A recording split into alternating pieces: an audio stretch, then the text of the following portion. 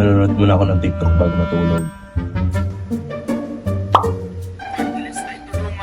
At ang bawat manindang Pilipino. Ano ninyong hahatiin yung oras ninyo? Mag-underize tayo doon at free soft drinks pa.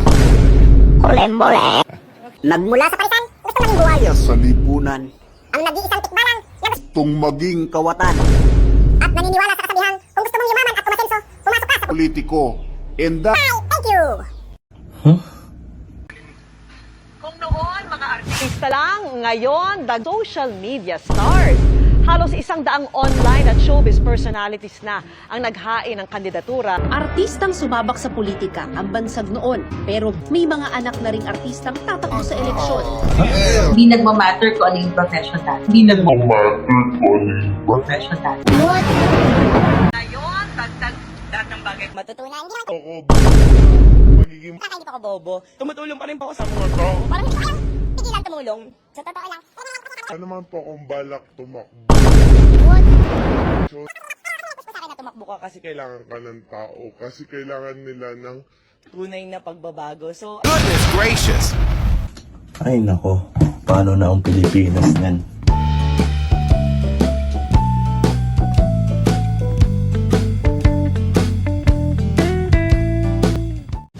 Magandang hapon sa inyong lahat at ngayong araw magkakaroon tayo ng podcast! At sa pag-uusapan natin ngayon ang estado ng politika at mga tumakbo ng politiko ng Pilipinas. Ano nga ba ang nangyayari dito? Bakit ang daming mga artista at influencer na tumatakbo sa politika? Ano ang mangyayari sa Pilipinas? At iba pa. Hi, so kayo, kamusta kayo? Okay naman. Sinisip ko. Butante na ba tayo lahat? Butante na tayong lahat. Butante na. Butante ka na. Registered na rin. Tapos. So ngayon, kapalapit na eleksyon, ano masasabi niya dito sa mga tumatakbo? Ano masasabi niya sa mga tumatakbo na nakikita niya sa TikTok? So, sina Chite, Diyos ko, ang influencer na tumatakbo dito sa yung paparating na eleksyon. Si Denchite, yung CEO ng Kagaya Ako to. Oh my God, nakaka-abstain na lang ako. Sina Chite, graduate ka ako sa pilot section. Sina Chite, kabisado daw ang bayani. Kabisado daw mo ang pangalan ni Rizal? Ano gagawin? Ano nga Si ulit? Nechite, nag-aaral daw siya ng law habang nasa medtech. Ay, gano'n. Ganun. Galing mo pala. So, pagtutusungan tayo doon. So, ano masasabi niyo dito sa influencer na? No, ito nga pala si Roxmar yung una nating pag-uusapan. Si Roxmar, background check muna tayo. Si Roxmar ay isang Roxmar lang sa kalam? entrepreneur kasi nagbebenta siya ng Kagaya. Ang paputi. tsaka overload pares na kinuha niya kay Diwata. Yan, gaya-gaya kayo. Wala kayo originality ha. Hindi joke lang. No hate ka. All hate. Hindi. Yun nga, tumatakbo nga siyang parang, wow, ba't ka tumatakbo? Rosmar, are you crazy? Hindi naman po ako bobong tao. Sabi, maraming opinion ang mga publiko. Pero ano ba talaga yung opinion natin, mga estudyante, sa pagtakbo niya? Ikaw? Para sa akin, parang, alam niya yun, wala naman siyang background na nag-aaral siya ng mga batas or whatsoever. Tapos, sumikat lang siya dahil din sa Kagaya Ako. So, totoo, yung pagpuputi. Sabon, kita-kita niyo naman, napakanipis na ng sabon, pero napakabula pa rin po nitong ating sabon na to.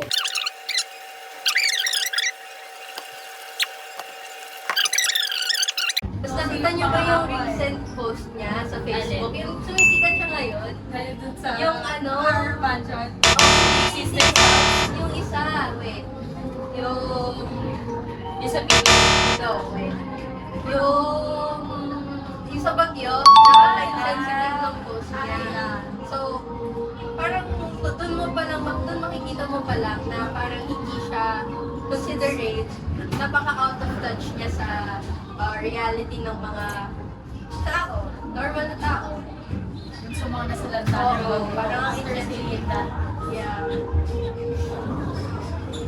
So, agree ako doon sa sinabi niya na napaka-insensitive nung dating kasi lalo na tumatakbo siya ng politiko, parang hindi nakakatulong yung mga sinasabi niya. And more on, nagpaparinig na siya sa social media, gano'n. Tapos tama rin yung sinabi niya na wala nga talagang background when it comes to politics, like hindi naman siya mag-consent. Ikaw, ano tingin mo? For me kasi, if you run for election, para sa akin, dapat una, tinitake nyo muna yung mga basic exams such as civil service exam and regional trial court clearance para maging qualified ka talaga to run a position, lalo na dyan sa ngayong paparating na election. Tsaka for me, like, I've known Rosmar, lalo na sa TikTok, kasi sobrang talagang palawak. Hindi mo masasabi na parang anong gagawin niya if ever na magkaroon man siya ng posisyon. Makikipag-warpikan daw siya. Yun nga ikaw, ipagdarasal. Hindi ko nila kailangan kumakbo sa election kasi may for example, like may binibenta, so yun. Okay, nagigets ko yung point ni Tia actually kasi if she really wants to help, dapat gamitin niya na lang yun or siguro tumulong na lang siya sa pagdadonate. Pwede naman ibang way, di ba? Yeah. Kasi ang sabi kailangan niya, magkaroon ng posisyon sa, lalo na ngayon paparating na election. At syempre, feeling ko, dapat yung, syempre, di natin kasi talaga may pagkakailan na madami talaga siyang followers. Siguro, yun lang yung magiging mali kung hindi na sa pagiging sa politiko yun eh. Doon na talaga mag-focus yun kung paano mag-isip yung mga botante. Kaya kung ako sa inyo, panoorin nyo yung balota. Sa mga estudyante dyan, panoorin nyo yung balota. So ayun, for about kay Rosmar, marami siyang, habang nagpapile siya ng candidacy, marami siyang mga sinabing na medyo naging controversial. Katulad na nag-take siya ng law habang nagbe-medtech siya. At section 1 daw siya sa pilot section. Sa pilot, top section sa college. Kung tutusin, hindi na nag-exist yun sa college, no? Yung opinion ko. Kasi, alam mo yun, kung sino yung unang nag-enroll, kung yun yung unang section na malalabasan mo, walang top section na sa college kasi lahat kayo pantay-pantay. Kung matalino ka. Pero tsambahan lang talaga kung matatalino talaga lahat kayo ng mga kaklase mo. So, doon naman ako masasabi ng top section kayo. Hi, this is Jumal na editor. Ngayon, magbibilang ako ng konting paliwanag kasi sobrang bilis ko na magsalita o nauutal na ako sa podcast. Ngayon, yung section 1 na tinutukoy na Rosmar ay hindi na nag-i-exist sa college. So, magtuturing ka ang section 1 kung nauna kang nag-enroll and binigay sa yung register nursing 1. So, technically, section 1 ka. Pero yung tinutukoy na Rosmar dito na section 1 is yung section na pinakamagaling kumpara sa lahat ng section. I mean, it doesn't matter naman kung section 1 o hindi ka sa college kasi hindi naman talaga nag-exist yun. Sinabi lang siguro ni Rosmar yun para mas nagdagan yung sarili niya ng kredibilidad. I mean, hindi naman nakatulong talaga yun. Nagkaroon lang ng batiko sa kanya. So, yun lang. At ayun nga, hindi lang si Rosmar yung natakbo sa pagkandidato. Pati na rin si Diwata. Controversial din siya sa mga sinabi niya nung nag-compare siya ng COC. Ikaw, anong thoughts mo kay Diwata nung tumatakbo siya? Para sa akin, hindi na dapat. Kasi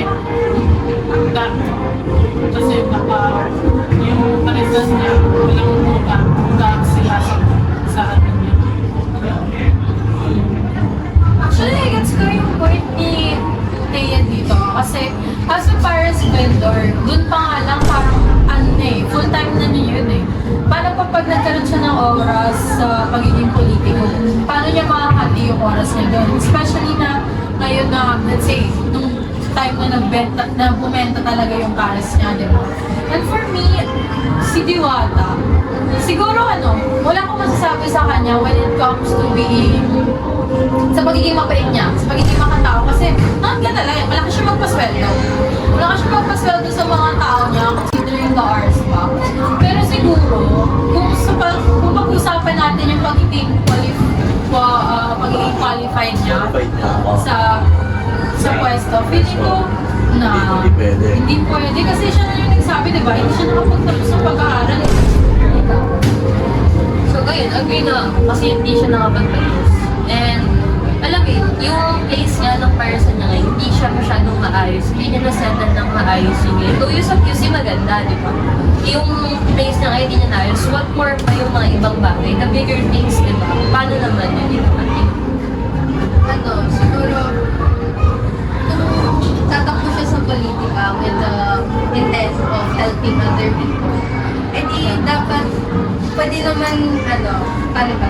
Pwede naman siyang tumulong in other ways. Kunwari yun, sa parisan niya, nakakapagbigay siya ng trabaho since, ayan. So, bale, sa ganun pa lang, nakakatulong na talaga siya. Bale, hindi na kailangan tumakbo sa politika para makatulong sa tao. Yes, exactly. Gusto niya talaga tumulong. Then, ang ako naman kay Diwata is, yung nag-file siya ng COC, medyo nahihirapan siya magsagot ng mga tanong ng mga journalist, no? Sabi niya, tanong sa kanya, anong specific na batas mo? Tutulungan ko yung mga vendors, maiangat, yung mga nila, yung vendors nila, dahil ba itong nag-representa, puro general things, no? Puro tulong, pero wala talagang iisip. So dito tinatanong nila ng specific legislation na gusto nila Ayan ang advokasya ipataw. po kasi ng vendor party Ilabas. list ay tulungan iangat ang bawat maninindang Pilipino. So yun po. Paulit-ulit, hindi ko kailangan advokasya, kailangan ko ng konkreto, semento na gusto mong gawin. Kasi diba, parang siya, blanket statement. Tutulong ako sa Pilipino. Siyempre. So, ang akin lang is, huwag na siyang tumakbo sa pagkandidato kasi wala siyang strength sa pagiging politician. Ang strength niya sa pag-business. So, ayun, masasabi ko kay Diwata, mag-business na lang siya, huwag na siyang mag-politiko. But then again, yung mga natakbo naman ng mga politiko, actually, they're free to do that naman. Yeah, kasi right naman ng Karapatan nila yan. Kung sa tingin man nila sa sarili nila qualified sila or hindi. Doon pa rin talaga yan sa nasasakop nila. Let's say, syempre tayo mga estudyante, nakikita natin yung mga totoo talagang nangyari, especially with our technology, pati sa mga social media.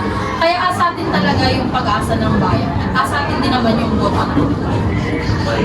Pero, hindi lang si Rosmar at si Diwata yung tumatakbo bilang pagkandidato. Maraming artista talaga na tumatakbo sa pagkandidato. And sa tingin nyo yung mga pinaka-ruthless nito? Kasi sa tingin ko, kung titingnan natin yung history natin, lagi tayong tumitingin sa parang isang big great hero na nilitas sa mga mga Pilipino. Simula pa lang ng Espanyol. So, dumating Espanyol, naniwala tayo sa kanila, pero inututin na tayo. Then, dumating Amerikano, naniwala tayo sa kanila, then inututin na tayo. At yun, yung corrupt na pag-iisip natin at pagsamba sa mga may kapangyarihan is napasa sa panahon natin. Kaya ngayon, sa panahon natin, gusto ko sanang baliin itong ganito pag-iisip na mga Pilipino sa paglaki natin, sa mga susunod na henerasyon, susunod na eleksyon, ay hindi na tayo bumoto ng mga tao na walang kwalifikasyon sa takbo sa politika. Ako sa totoo lang, agree naman ako sa wala akong problema kung tatakbuhan sila Rosmar at si Diwata. Kasi asahan nila naman yun, lalo na sa image na pinakita nila in public. Pero siguro for me lang, asatin din kasi yung desisyon. Asatin din naman yung mga boto natin. Kaya siguro vote wise din na lang talaga. Kasi meron din namang ibang mga artista, katulad nila Richard Gomez na inaral talaga at gusto talagang tumulong sa atin. Mga Pilipino. Ikaw. For me, hindi din ako against nasa pagtakbo nila. And if they lack education man sa mga batas, gano'n, pwede naman kasi silang mag-aral para, ayun, mas qualified sila tumakbo. And, ayun, lahat naman kasi ng Pilipino, may right naman talaga tumakbo.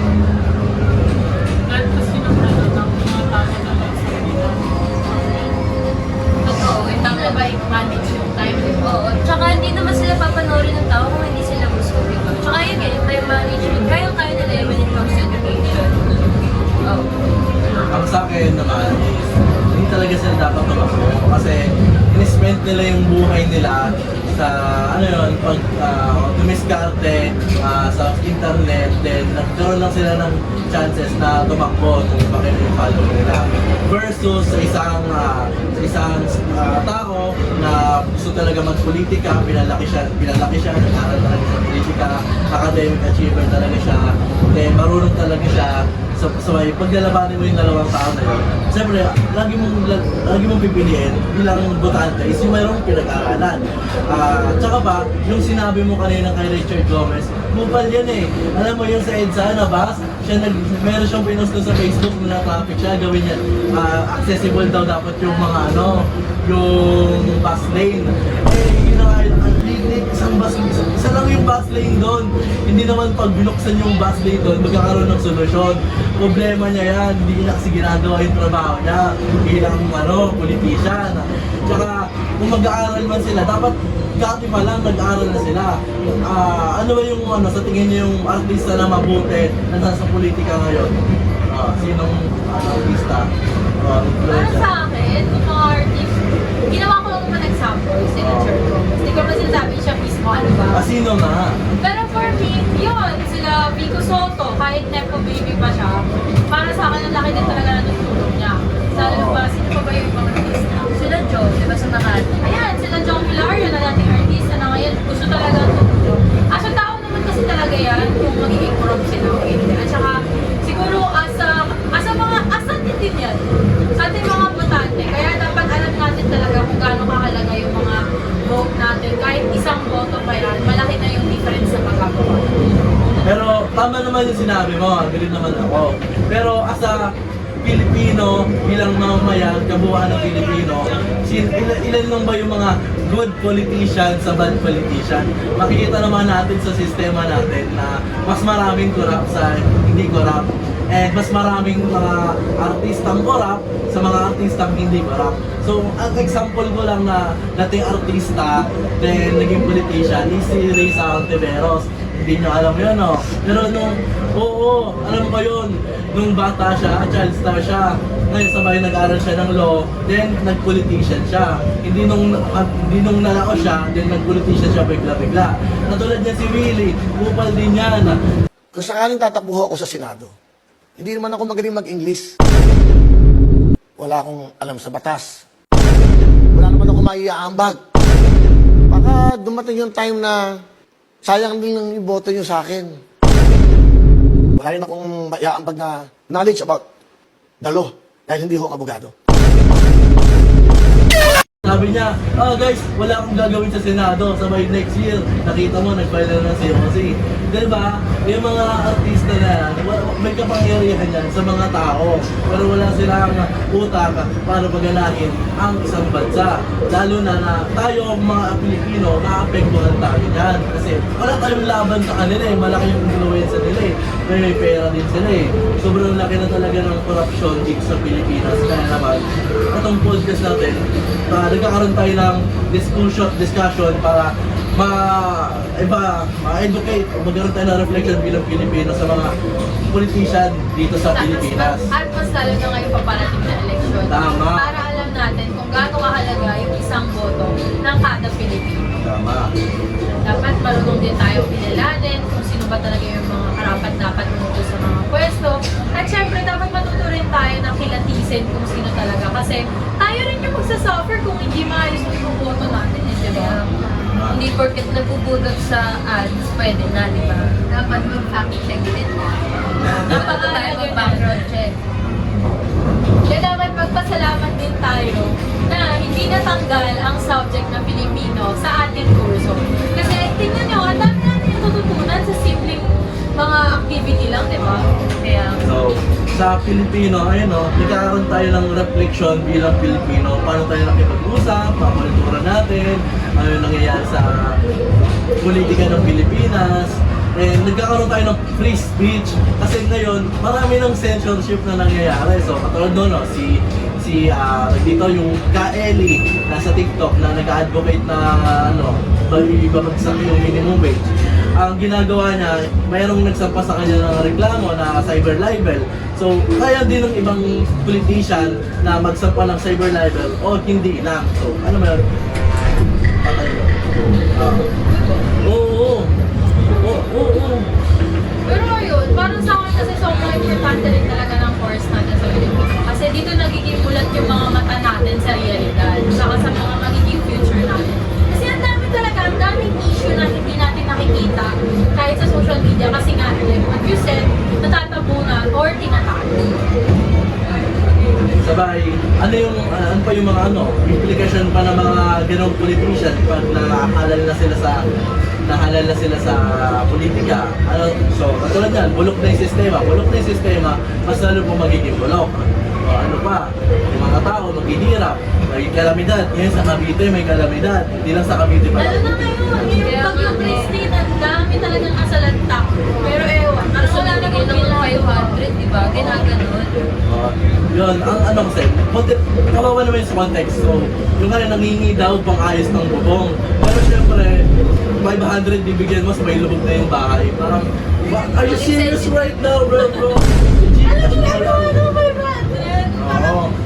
Yung pagkain na, hindi aabot yan ng isang linggo eh. Hindi, dapat pagkain na lang, di ba? Instead of pera, napakawalang utang lang ng mundo yun, di ba?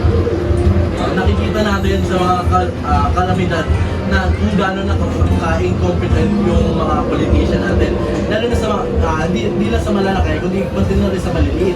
So dami-dami yan. Kung malalaki nating politician sa taas, corrupt. Then pagbaba, corrupt din. Kaya nga, Kaya ang nagiging kawawa talaga dito is tayong mga Pilipino at tayong mga bumuboto. Kaya ngayong pagdating na kalaran, vote wisely Vote wisely. Dapat tayo kaanga-anga. Tsaka syempre is, siguro i-observe na rin natin yung mga tumatakbo ngayon. Sana ngayon nakikita natin, di ba? Mga dami din bago, di ba? Dami din bago. Kung hindi man sila galing sa political dynasty, mga Nepo baby. Mga nagbi-business din before, gano'n. Tapos, like, ayan, tinitake advantage, napaka-insensitive ng mga ginagawa nila. Na parang masabi na lang may nagawa sila. Tapos inaasa lang din nila to sa mga tao. Tapos parang ginagawa ng resiliency na lang palagi. Na hindi nila binibigyan ng tunay na solusyon, di ba? so, yung mga, syempre, tayo ngayon na bumoboto sa kanila, bakit yung ibang mga mamayan, mga simpleng minimum wage worker na hindi naman masyadong nabigyan ng importansya yung edukasyon nila sa buhay, sila yung binoboto. Kasi kulang sa kanila yung edukasyon. Hindi sila nagkaroon ng pribilehiyo na magkaroon ng refleksyon sa pamayanan ng Pilipinas. Sa lipunan pala. Katulad, dahil sa Filipino subject natin, sa mga ganitong subject, mas nakikilala natin yung sarili natin sa Pilipinas. Mas namumulat tayo Mas sa namumulat tayo. Mas may time din tayo mag-usap ng tungkol sa ganito kasi for on ibang bagay na napag-uusapan natin, di ba? Hindi na natin nakikita yung ibang nangyayari sa mundo, like puro dito na lang. So, kaya malaki yung pasalamat natin sa mga Philippines, mga guro natin na nagtuturo sa atin, namumulat yung mata natin sa mga ganito issue sa Pilipinas. Bilang pagtatapos ng ating podcast ngayong hapon, ito yung mga kaisipan na po namin bilang sa mga napag-usapan. Sa mga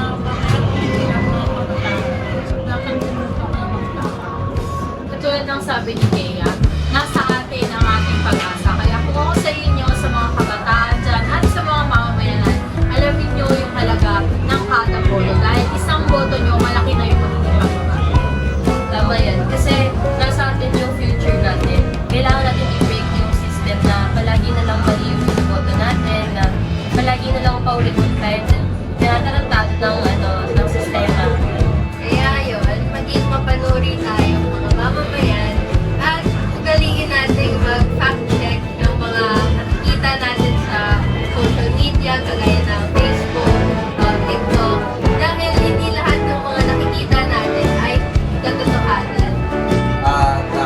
Subject, natututo tayo sa mga issue ng lipunan. Kaya malaki yung pasasalamat natin sa mga Filipino teacher.